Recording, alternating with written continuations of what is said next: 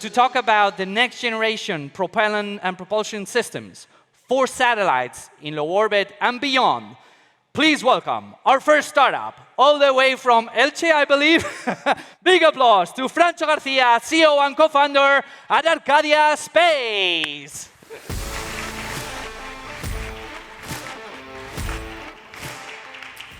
Good morning, everybody. I have very good news for you. If you want to launch your satellite right now, it was cheaper than ever. I mean, this is the right moment. You see now these big rockets. With these big rockets, with just 100 euros, you can launch 1 kilogram of mass to space. It's really amazing. So there are going to be many satellites to be launched in the next years. Large satellites, once in orbit, they need to move around in space to provide their services. And for that, they need engines. Once the mission is finished, because of the regulation, to comply with it and to not accumulate so many satellites, so many debris, they need to deorbit. They need to re-enter in the atmosphere. And for that, they need also engines. So this means there will be many engines to be needed in the next decade. But now industry has a very big problem with these engines. On one side, we have traditional engines from legacy companies, which are extremely expensive because of the propellant they use. It's toxic, it's carcinogenic, and you have to be extremely well protected. On the other side, you have new space companies, which are much more affordable, but they lack performance and they lack reliability. So this is why we constituted Arcadia, to reduce the cost while not compromising performance and reliability. How? First, using green propellants. We have chosen hydrogen peroxide, which is the most performing fuel out there. Second, in order to minimize risk, we have been surrounded by European Space Agency experts since day one. In fact, we got already 4 contracts with them. And finally, we have our own testing facility. If we want to be fast, we want to test fast, fail fast, design fast, and iterate fast. And this is why we have a unique facility in Europe, 100% managed by us. So I know I'm talking about rocket scientists, but we are rocket scientists. We were the ones developing the rocket engine of this rocket up there from PLD Space. We were the first employees at PLD. We were the ones doing all these propulsion systems, and we really know how to do rocket engines and to test them. We are today a team of 16 people. We have already raised more than 5 million euros between private and public money, and we have already the first product developed. We will launch it next year, and we are already starting commercializing it. So today, we are very well back. We closed last October a seed round of 2.8 million with people like Pedro Duque, our astronaut, or Antonio Chessy, the founder of Loft Orbital, 1 billion company in space in America, but also funds like WB1 or Expansion Ventures, the biggest space tech VC in Europe, 300 million euros. And because a video is worth more than 1,000 words, you can see here our tests.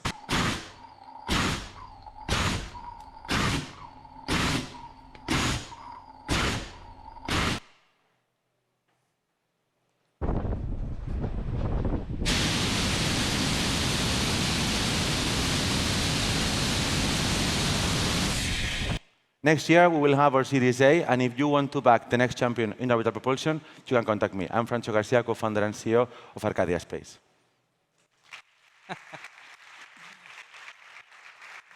What do you do? What do you do as a living? I build freaking engines for rockets and satellites. Like, yeah. Questions for Francho, please.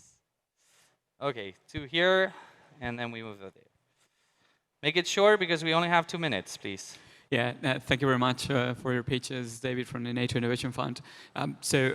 Having seen some of the other companies like PLD vertically integrate their product, how do you feel you should move in the future to provide to your customers? Do you feel the need to vertically integrate with them, or are you going to remain as a separate provider of thrust and engines?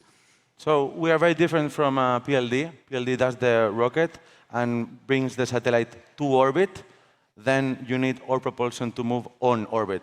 So we are in different markets. Yes, I'm just saying most of these new launchers have a vertically integrated approach where they develop their propulsion system itself. How do you see yourself and your company move forward in the future? Do you feel the need to vertically integrate with one of the launchers, or are you going to remain as a separate engine provider?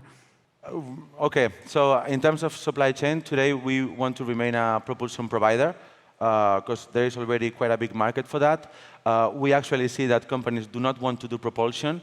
which is the very last thing you want to do because it's very expensive to concentrate resources.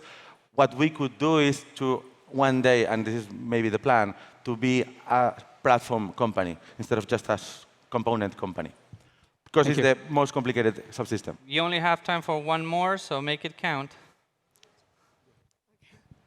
Hi, yes, thank you for your presentation. I wanted to ask you if you could share what is the potential reach that you have from this market, or how scalable is the business? So our estimations is by 2030 to have a revenue around 100 million euros, selling propulsion systems in a much bigger market of a couple of billions, just the propulsion market, or some. Okay, thank you. Okay, so we're out of time. Please, big applause for Francho. Always a pleasure having you on stage, my friend. I swear I'm bringing my kids to your training facility, to your lab. Okay, so we're moving. This time we're flying all the way to the US. And if you've been here before on the previous blog, I was talking about the increasing challenge of living in mega cities and the issues with urban planning. And one of those issues is the fact that, still building houses for residential, kind of allowing incoming flows of people into the city at high speed to have a residence is becoming a real challenge.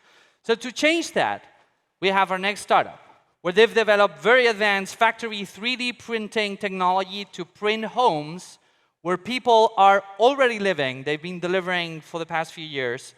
So please welcome our next startup, all the way from the US, Ross McGuire, CEO at Azure Printing Homes.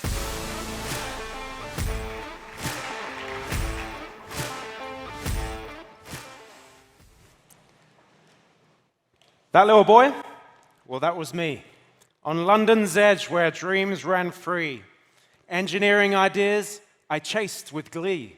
To LA, where love found me, a wife and soulmate, daughters too. In joy and family, our bond grew. I'm Ross McGuire, CEO and co-founder, and family is a big inspiration for the work that we do at Azure, so I figured, why not kick off with some family photos and a rhyme? Don't worry, the rhymes will stop there. I'd like to tell you about another Los Angeles family. 1-year-old Yara, her older brother, and their mother. Now, during some challenging times, Yara's mother was working as a Uber Eats driver during the day, and the three of them would sleep in that same car at night. When that car broke down and was towed away, the three of them were left homeless and without income. As winter rolled in, Yara, barely a year old, tragically passed away. Now, Yara's story resonated with me on a number of levels. Looking into my own children's eyes, seeing a single parent striving to make ends meet, facing life's familiar struggles. Everyone should have access to a home, especially every child born into this world. I mean, we've all been Yara's vulnerable age at one point. This is one of the many driving forces behind Azure's future-focused approach. We're not following an old movement, we are leading a new one. With speed, our automated robotic systems print each module in less than 24 hours. With efficiency and affordability, our designs combine what would normally be 8 different trades, hundreds of different connection details, all into one single print. With focus on the future, in the US alone, over 38 million tons of plastic go into landfill each year. We utilize over 100,000 plastic bottles with every printed module. Each Azure unit can be uniquely configured and leaves our factory ready to be plugged in and lived in immediately.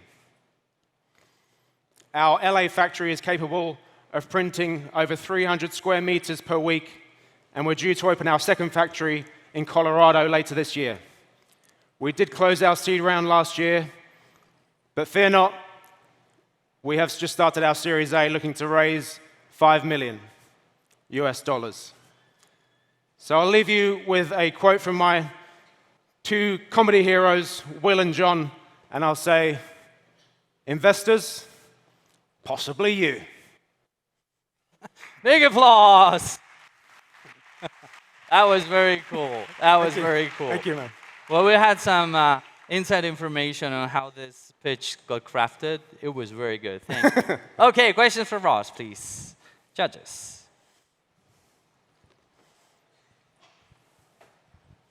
Hi, thank you very much for your pitch. It was really insightful. Thank you. I was wondering, how do Azure printed homes compare in terms of course, great in terms of time to normal housing, but in terms of price, how does it compare? I have US dollars and square feet to compare, so we sell at around $200 per square foot, which we have around a 40% margin on, so we actually build about $120 per square foot. So yeah, I'd have to kind of convert, but in terms of the market, particularly in Los Angeles where we are, then it's significantly better. And it's something that we can see is just going to progress and progress the more efficient that we get as we grow and as we evolve with more elements that we can bring into the print. So right now we print the floor, the roof, and the walls. We want to be able to add other more components and add more automation to that production process as we build and grow. Okay, another question, well, he got hung up on the Thank previous you. one, so. Amazing story. Thanks for your pitch. Thank you. A question regarding your sales channel strategy. Are you channel strategy? Are you targeting realtors or B2B, or is it much more B2B2C? How do you plan to do it? Kind of across the board. We see ourselves as an alternative way of building homes. So we have entered into contracts with government in the state of California and state of Colorado. We have a very simple and easy B2C route for people to use on our website by configuring their own units. And we have B2B glamping locations that lots of businesses that are buying multiple and developers that are buying multiple. So we're kind of, serving all purposes, just to give ourselves those kind of large boulder orders and those smaller ones just to kind of keep our flow of manufacturing always busy. Okay, so we're actually out of time, but if you want to catch Ross later, he's going to be around. So please, big applause for Ross. Thank you very much for sharing the story. You know, there's nothing better for someone that works for pitching like myself than hearing you guys saying, like, that was a pretty amazing story. Well, Ross did a great job. Okay, so we're now flying all the way to the UK, to United Kingdom, and we'll be talking about how, AI, generative AI in particular, is spreading across every single industry, every single vertical. And it's changing the way we do things. It's speeding up some things, it's making other things obsolete. And one of those things that is tremendously tedious for those that work in the architectural space, in the industrial engineering space, is having to do with CAD, right? Building things in 3D. There's a lot of that things that it's very repetitive. So it's a prime target to deploy Copilot for CADs. And to talk about that, please welcome the CTO at Cadify, Angus Stewart.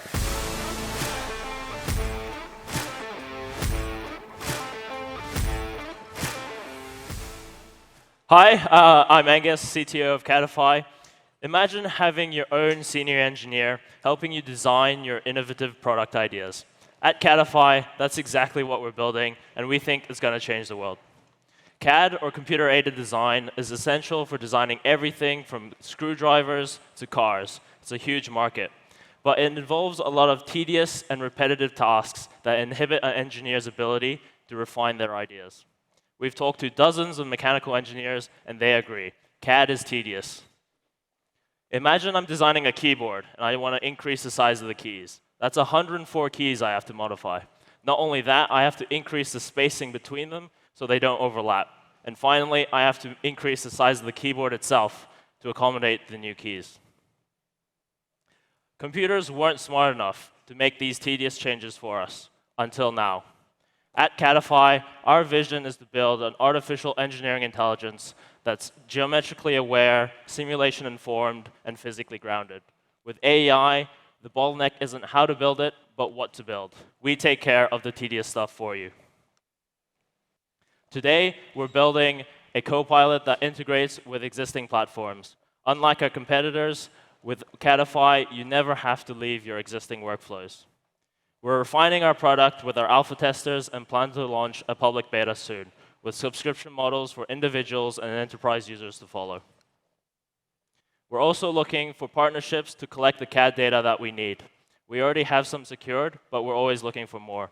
With this data, we'll use it to improve the capabilities of our Copilot, starting with understanding 3D geometrical relationships and progressing to real-world constraints like manufacturability and simulation. I bring years of experience leading technical teams, winning autonomous racing competitions, and a background in computer science and AI. My co-founder, Tamid, built his first company when he was just 16 years old and sold it several years later. He also has years of experience building AI models for Optiver and the Dutch military. Along with our alpha testers, we have the right skills for this job. We're seeking angels and data partners to help us unlock the next generation of hardware innovation and enable an industrial renaissance. Thank you. Ooh, a bit early. Oh, wow, that was fast. Judges, questions, please. There you go. Yeah, you have a mic there. Hello, thank you. The data is key, no, to train the model, and you mentioned that it's one of the critical points that you're pursuing to get more data. Yeah. What avenues do you have to get that data in a scalable way? Yeah, so the first way that we're getting this data is from student societies all over the world. So there are many competitions like Formula Student, which I was part of, where over 600 teams every year design a new car from scratch. So we're reaching out to those people. We already have some teams on board to give us the data that they're working on so that we can use to train our models. And then we're also starting to reach out to companies as well to work with them and use their data and provide our service in return. Any other question? Over there. This side, this side. Hi. Hello. Hi. Thank you for the presentation. A quick question. Do you have any patent on your product? Because for an investor point of view, the replicability and the barrier of entry is essential for us to invest. So do you have any way to prevent us to have next year someone coming with way more money doing exactly the same thing? So we don't have any patents as of yet, but we think that getting access to the data is going to be a huge barrier to entry because unlike text or images or video, there is no real internet scale data available publicly. So getting access to that data will be a huge moat for us. So your barrier is just the data. Someone that have access to the data, because with a lot of money, somebody can have access to the same data and do exactly the same thing as you. That's true, but they'd have to, yeah.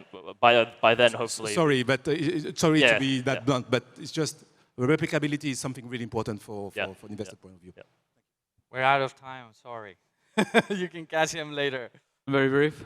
No, sorry. Thank you. Okay, big applause for Angus. Thank you very much. Thank you.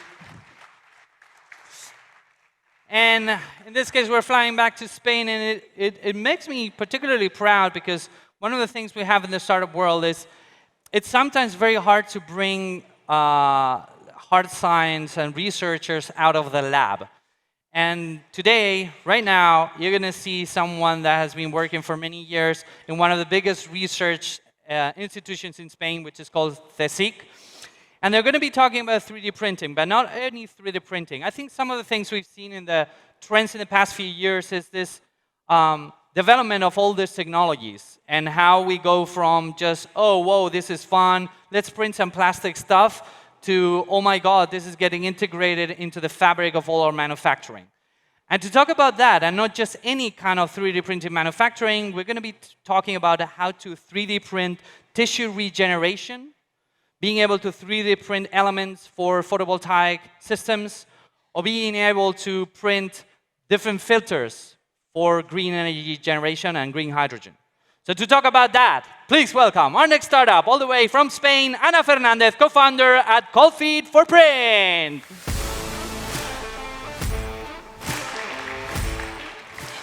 Well, hello everyone. My name is Anna, and I am co-founder of the company called Fit for Print. But first of all, I would like to say that I am a researcher.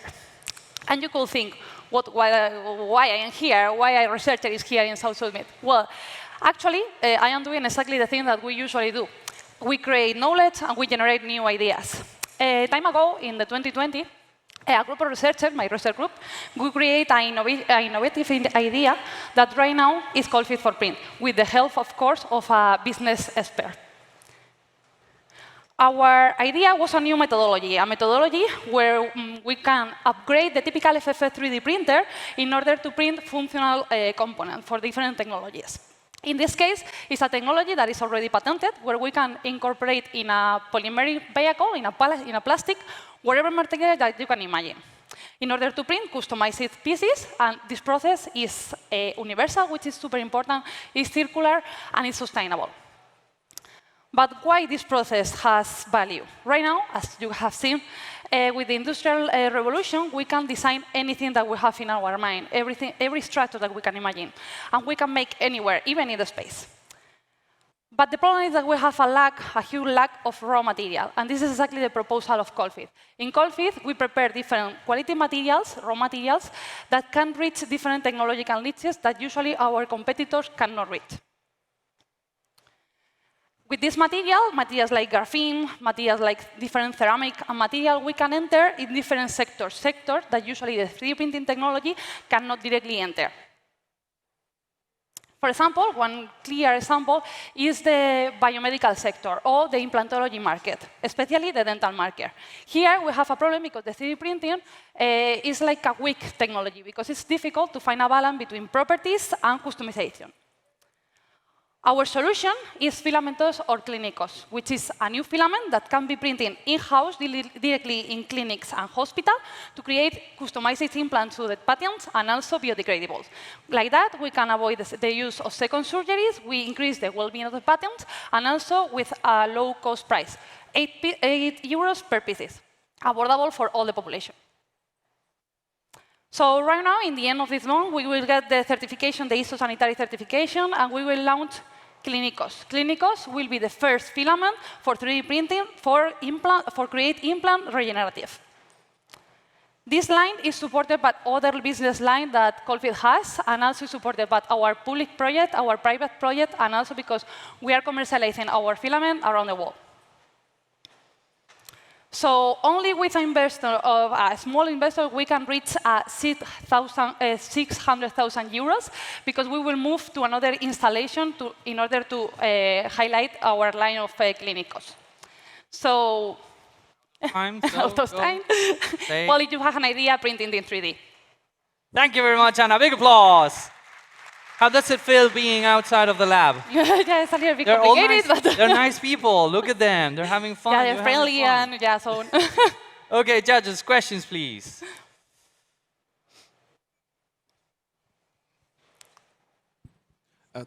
Hi, very good presentation. I have an idea of the expansion outside of Spain. Do you have expansion outside of Spain? You will need to have regulation, your product to be validated by other countries, for the FDA, for example, in the US. Are you thinking about going outside of Spain? Yeah, sure. I mean, we have different collaboration in different. Right now, it's true that for the biomedical line, we are talking with the regulation of Europe. That's true. Because right now, the regulation of the biomedical sector is a little bit complicated with the new rules and blah, blah, blah. And it's true that to spread to another continent, we have to check the certification. But it's something that, of course, we have in mind. The only thing is that we will need a little bit more of time. It's the only difference. OK, breathe, Anna, breathe. Relax. They're nice people. Any other question? Thank you very much, Anna. Can this filament, these clinicals, be implemented in all clinics, or do they need to have a specific 3D printer that they have to purchase? No, that's the point. We always say that we develop a material that could be printed in wherever printer that you can imagine. But it's true that it's a FFF. So I always say that is the printer that you can buy in MediaMarkt. So it's the printer that for 600 euros, you can buy a printer and you can print all of these components. So we put an effort in the material, avoiding to put an effort in the printer. So everybody could print, even in their house, whatever material that they want. OK. well, with this, thank you very much. Thank you so Big much. applause to Anna. Thank you so much for joining us today. We are getting closer to the Star Trek printers of printing anything. And now we're flying all the way to Brazil to tackle a very insidious issue. And hopefully this is becoming more and more known. But there's too many crops out there that require too much water. I think everyone here knows this if you've been living through the droughts, periodic droughts, and increasing droughts that we're having. But also, we keep polluting and contaminating our fields with pesticides and insecticides, and in some cases we put too much. I'm not saying that sometimes we do need to put them, but it's becoming in some places a real health hazard and issue. And precisely to deploy AI technology and monitoring technology to fix this, to reduce chemical use by 65% and to reduce water usage by 90%. Please welcome our next startup. Big applause to Diogo Casin, CPO at Chrome AI.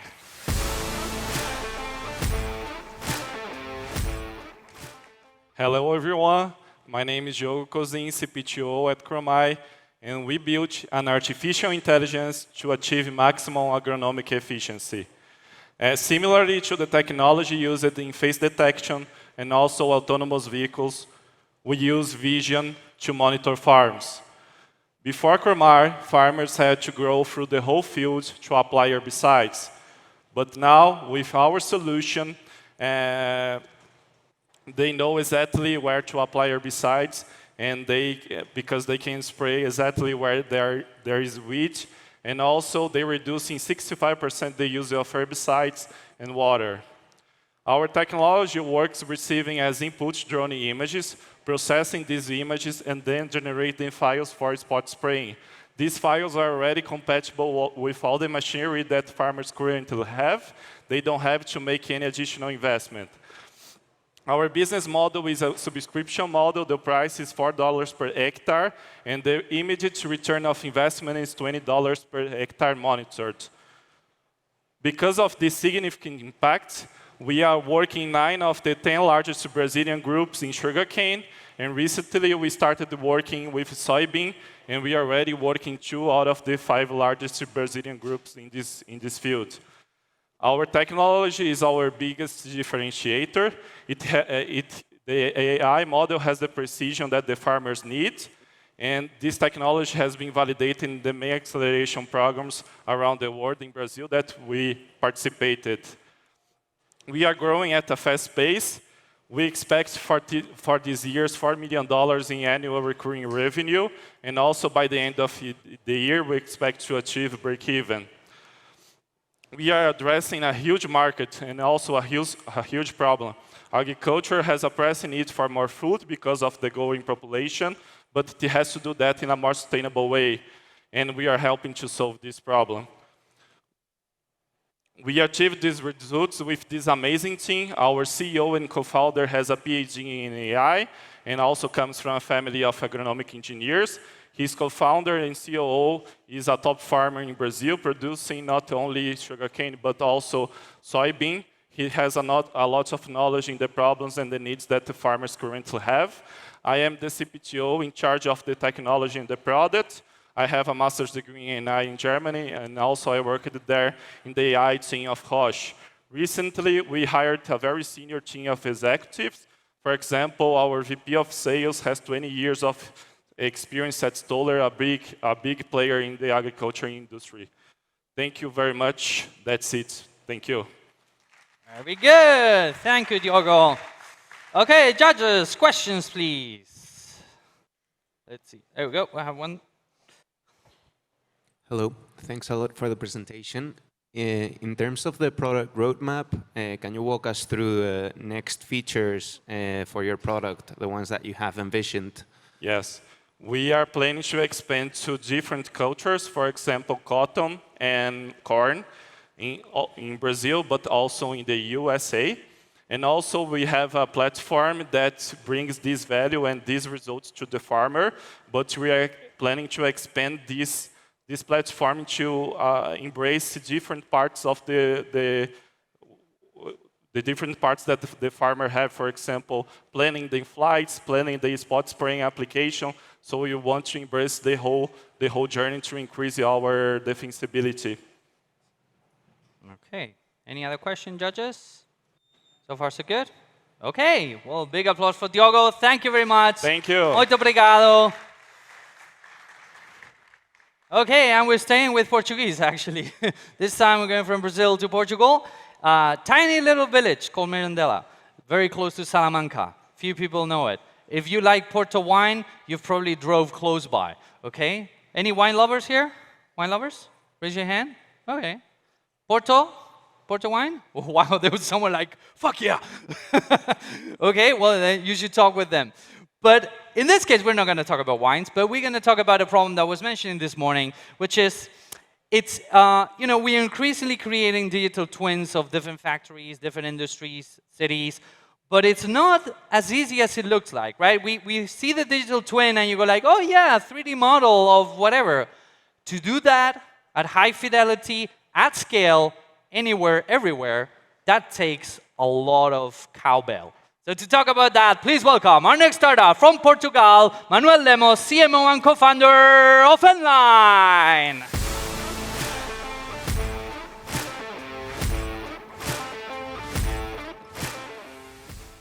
Hi everyone, my name is Manuel Lemos. I'm CMO and co-founder at Enline, and let's talk about energy. We are starting a revolution in this sector. We use software, but a scientific approach software, no? And why the revolution, I will explain. We believe science is the main pillar for the next softwares coming. It's not only AI and software based in the cloud.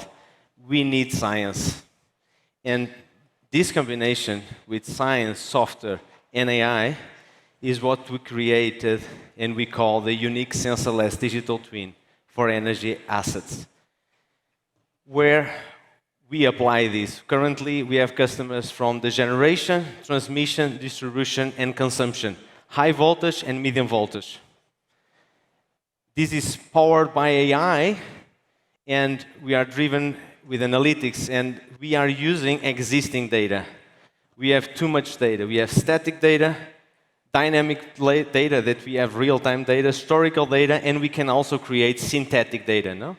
There is a lot of available data, and we don't need additional sensors. No more hardware, no more additional sensors. This is the revolution. The way we are using our technology means that we can create digital twins anywhere, anytime in the planet, cheaper than ever, faster than ever, and this is the revolution. How we impact? We can apply this at the designing stage, at real-time monitoring, predictive, and we can reduce CapEx, reduce OpEx, detect faults, reduce losses, reduce congestion, and when we are compared with existing sensors, the accuracy is always above 95%. This is our full life cycle software applications, from the designing stage to the full oriented with AI prediction. No? We have customers from TSOs, DSOs, generation, industry and mining, construction engineering, and risk management, like insurance companies. This is where we are now. These are some of the logos, not all, of the customers that are trusting in our technology. And we are fully committed, of course, with the global goals. No? About the team, and this is the most important. We have first-line investors, like La Caixa, InnoEnergy, Santander, and we have a strong team with almost 50 people, 35 of them PhDs and masters, scientific approach, experts from the industry with several years in the market, from sales, technical, AI, physics, mathematics, and this is the best we have, the team.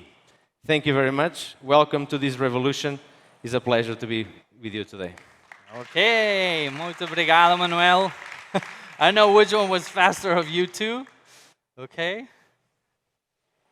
I promise you this time I'm going to let you. Can you hear me? Okay. Hello, Manuel. I would like to know your opinion. What do you consider is your main threat or challenge to achieve your business model goals? Yeah, that's a good question. When you have a revolutionary product, a pioneer product, you need to fight with what is the old style, no, in the old methods. Old methods are hardware-based and sensor-based. And what we are facing now is customers, they say, this is too good to be truth. They don't believe. And the first thing we need to do is a pilot project to compare sensors or any kind of local measurements in situ with our system to show them the accuracy is very high. This is the biggest challenge we have. But we are facing that and making more and more projects and coming to this scale-up, let's say, stage. No? Thank you. Okay, second question, please. Yeah, thank you very much for your pitch. I want to understand exactly whether you get the data from and whether do you own it to train your models. Yeah, thanks. There is a lot of data, okay? We have different cases where customers, they send us a PLS CAD system, very organized, or an Excel, or a PDF, or even photos from the old project, or photos from the field. And we can get the data to build the line and the substations. That's easy. Then we have some challenges when we need to assess the real-time data. Real-time data, sometimes customers, they don't want to share. But we don't need them. We can create synthetic data that is very similar with the real-time data using AI. And this is not, let's say, obstacle to make the system running. The bigger obstacle is the one I answered at the beginning. Data is easy to access. Currently, we have no issues. Thank you. Okay, well, big applause for Manuel. Thank you very much for joining. Thanks a lot. Muito obrigado.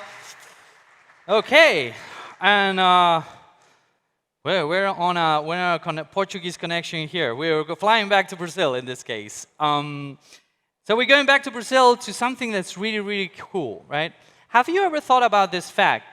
Plants and a lot of organisms in the planet are capable of using nearly 99% of the energy that we receive. Maybe one of the most efficient energy capturing systems in the whole planet is the photosynthesis that you see in plants. However, we humans are having a really hard time capturing residual energy that we have around us. We are still pretty much in the Middle Ages of being able to use all the energy we have around us. Well, precisely to change that, with a kick-ass, cutting-edge technology to absorb and increase the ambient energy that you have through wireless energy devices, please welcome our next startup. Big applause to Leonardo Kozlowski, marketing at IBBX.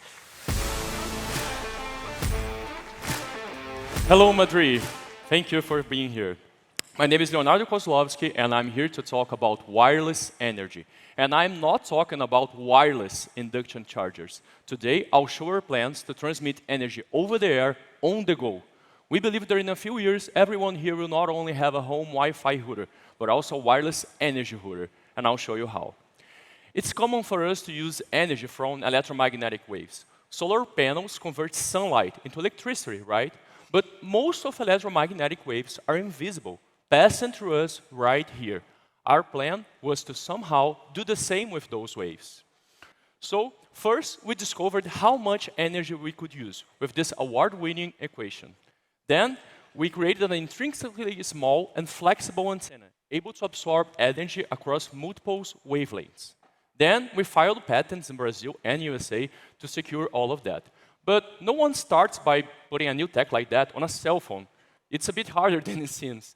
So we chose the IoT market to deploy our technology, addressing its bottlenecks also by creating our own radio-based communication protocol. We gathered an expert team with former directors from industrial, tech, and other big companies. And our Series A enabled us to create a solution able to measure any type of data on field.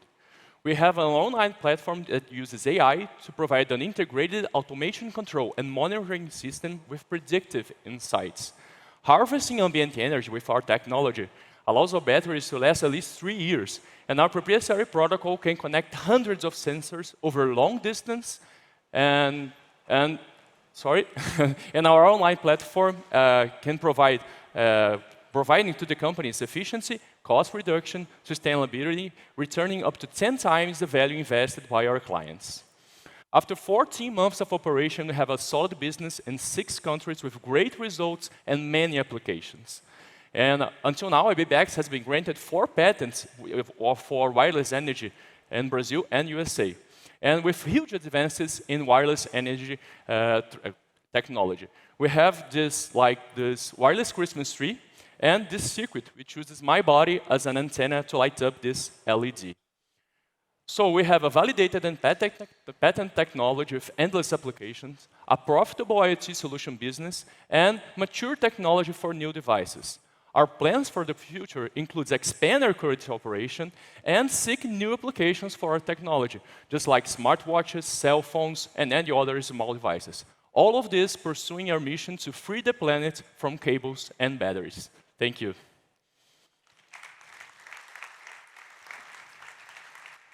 Okay, so Leonardo, yeah, but Brazilian. Questions from our judges, please. Any questions? No, you blew their minds.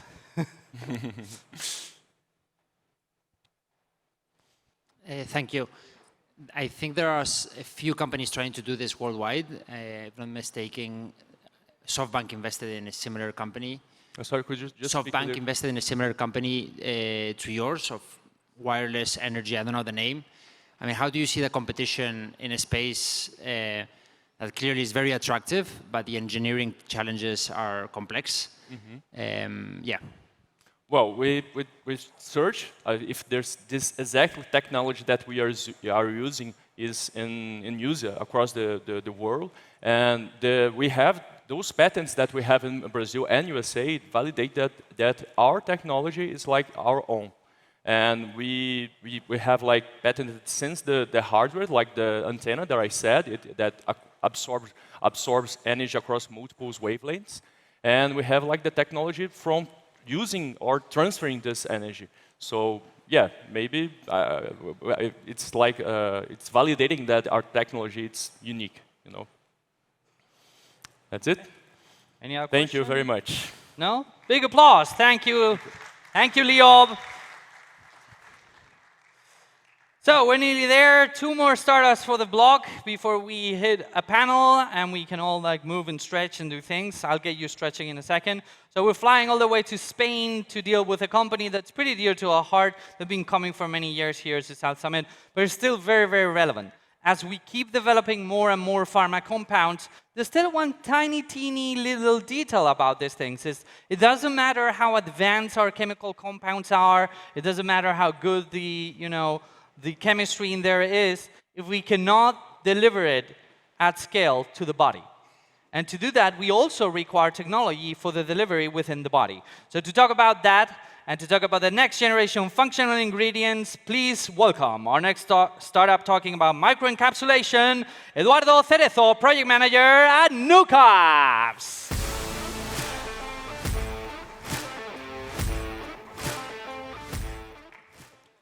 So good morning, my name is Eduardo, and today I bring to you a new revolution on the field of nutrition and health. So first of all, I would like to focus on how the diet-related diseases are becoming one of the major causes of deaths worldwide, being also the responsible of the 20% of them. As a result, we are seeing a growing market trying to create a new catalog of products based on nutraceuticals, probiotics, or functional ingredients. But of course, we are seeing it too that the producers are having some technical issues, such as the poor absorption, the low solubility, or just that the final product they get, it has a bad taste. So in NuCaps, we've been more than 5 years trying to create a new category of products based on a revolutionary technology. And this is what we call protein microencapsulations. We design biocapsules that protect and release any kind of ingredient that we want, everything in a 100% natural way. Some of the advantages that they offer include a 70% reduction on the cost production and a 30% higher absorption levels versus other alternatives. Everything with 100% natural ingredients and using proteins, animals and vegetables. So the final product that we get, it's a kind of powder that we can resuspend in any liquid or be added in any food that we want. And during these years, we have worked in more than 17 countries, developing more than 60 products, including Europe, Asia, and America, and always following a business model B2B. So now many of you may be asking, okay, Edu, but what kind of products have you developed, or what kind of products do you have? Okay, in this term, we could say that with our customers, we designed bioactives encapsulated products, but we are also working on a new catalog of products based on probiotic microencapsulated. As an example, we can take the first one, Nucla, which focuses on reducing the amount of salt by maintaining its natural content and taste. On this way, we get these thanks to our control release nanotechnology process.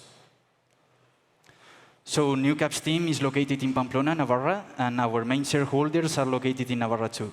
We have the support of a private university and a biotechnological center. And right now, we have tried to enhance a little bit the operations team in order to scale up our different productions. So this is NewCaps. We design biocapsules for improving the quality of any ingredient that we want in a 100% natural way. So thank you so much for your attention, and remember that the health you want to improve starts from within. Thank you. Okay, thank you, Eduardo. Questions from the judges? Questions? Anyone? Yep. Yeah. Hi, thank you very much, Eduardo. Yeah. I believe new cabs will have to comply with certain pharma regulations, etc., to develop the products. Do you already comply with those? And are those the same for the whole Europe, only for Spain? How do you see expansion? So you mean the material raw, or what? Does the material need to comply with certain regulations? Yeah, the idea, it's one of the advantages that we offer, that all the products that we are based on are proteins, like soya or the thein, for example. It's located in the corn. So the most part of them are 100% natural, and they are easily to get with a good distribution. So, yeah. Okay. Any other question, judges? No? Okay, then big applause to Eduardo. Thank you very much. Thank you for joining us once more.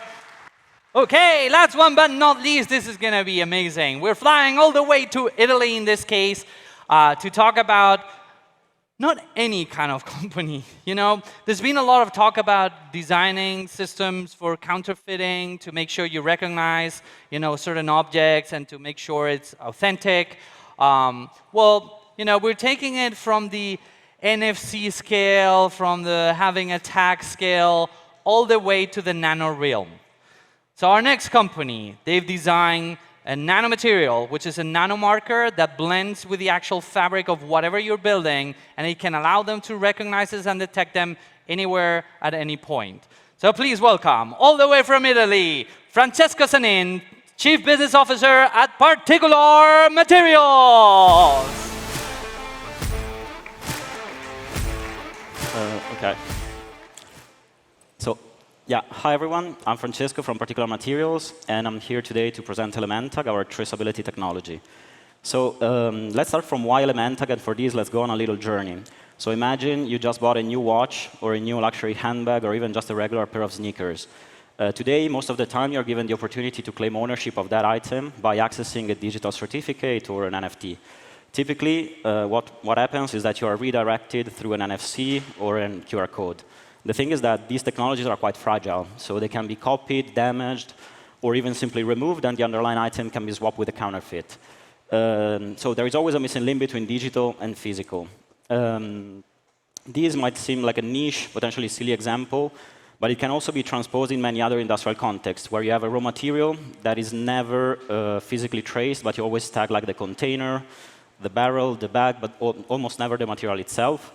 Or you can have a semi-finished product that requires further processing and transformation downstream. Or you have a critical component that sometimes it's even too small or too fragile to be tagged in standard ways.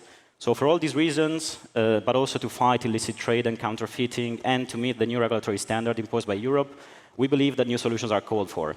So as we just discussed, traditional technologies have some limitations. So they are visible, removable, and most importantly, they do not withstand any sort of processing. Elementag overcomes these limitations while at the same time preserving the key features, so high capacity of encoding and on-site reading. So with this in mind, what is actually Elementag? So just as you associate a set of information to the distribution of dots in a QR code or to the signal of an NFC, you can also associate that information to the chemical composition of a nanomaterial, with the advantage that these can be fully embedded and integrated inside of the material, becoming a sort of artificial DNA for products and materials. So the technology, as you can imagine, is quite versatile, applicable to virtually any substrate and any material and at any stage of production. So we can go from raw material to finished product, or from industrial component to work of art. And so at the moment, we have several pilots up and running, and with a few customers, so these 3 that you see on the slide, we're now moving from the R&D phase to the actual industrial scale-up. So as I mentioned before, Elementag today is part of Particular Materials, but we plan to spin it off and raise capital independently later this year. So we already have a few investors that are demonstrated interest, but we are open to finding the right partner to follow us on this journey. So if you're interested, feel free to reach out. And so the 3 key things that we plan to do with the fresh funds are scale up and automation of the manufacturing, fine-tuning of the digital part of the software, and expansion of the team. So talking about team, these are the key members. And it's a solid mix of scientists and business profiles. And so I guess my time is running up. So here you have my contact details. If you want to reach out in the next couple of days, I'll be here. So happy to have a chat. Grazie mille. Thank you, Francesco. Right on time. OK, judges, questions for Francesco. Last startup of the block. Any question? You got them thinking, meditating. Is this doable? Is this scalable? Can we make a lot of money with this? Yes. No? I could see the pondering there. Hi. Good presentation. Thank you very much. Do you have any competition right now, and how do you differentiate yourself for the competition? Yeah, so I would say that competition is typically any other track and trace technology, so each one has its own pros and cons, as you know. In nanotechnology, I was mentioning nanotechnology, somebody that has the same way of Yeah, so let's say they do exactly the same with the same setup, same production technology, which is the key factor. Like our key advantage is we have a patented process for the synthesis of nanoparticles, which allows us to basically scale up the production quite easily, have a very fine control on the composition, which is not something that you can do easily in other ways. There are some DNA-based companies that are doing basically the similar thing, but instead of having inorganic nanomarkers, they have DNA-based markers. They are way more, let's say, less resistant, and also you cannot do on-site reading, which is a key advantage of NFCs and QR code. So you can do the scan on time, live. With DNA-based marker, you always need to go through a lab, so it takes time, it's cumbersome, it's expensive, so it's not as scalable and as functional. OK, well, with this, big applause for Francesco. Thank you very much. Grazie.